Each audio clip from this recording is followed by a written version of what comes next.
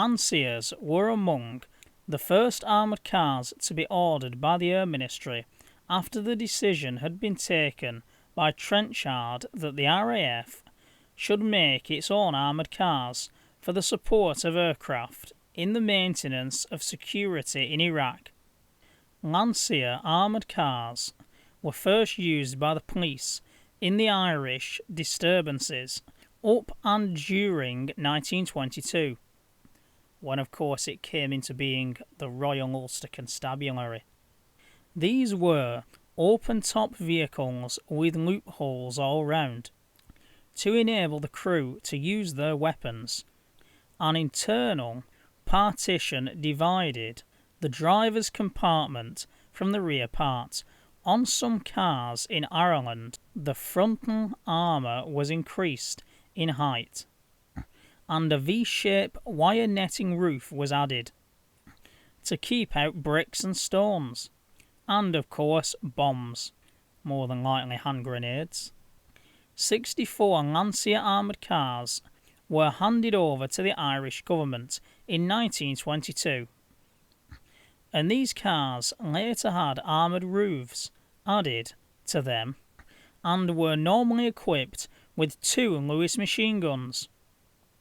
Some of the vehicles supplied to the RAF were similar to the cars with heightened frontal armour used in Ireland, although they had more modern lighting equipment and a small searchlight was added at the front. These cars, like the Irish vehicles, were really armoured personnel carriers rather than true armoured cars. In fact, it looks more like an armoured lorry than anything else.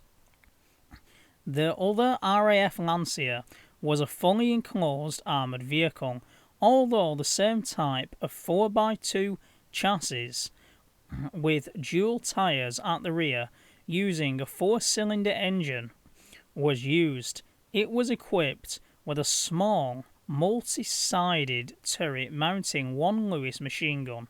Lancia armoured cars were in use with the RAF in the Middle East by 1923. They appeared to have lasted only a few years, as by the early 1930s Rolls-Royce armoured cars appeared to have formed the main equipment of both armoured car companies. So this is a video that I've wanted to make for years because I'm a massive fan of this armoured personnel carrier. Only 64 of them were sent to Ireland. I thought that was more like 100, and I didn't know that the Royal Air Force had them. I haven't seen the one with the turret, so that's something really new to me. And if we can get any more information, or I can find my Royal Ulster Constabulary vehicles book, then I would love to do a much better video about this particular armoured personnel carrier in the future.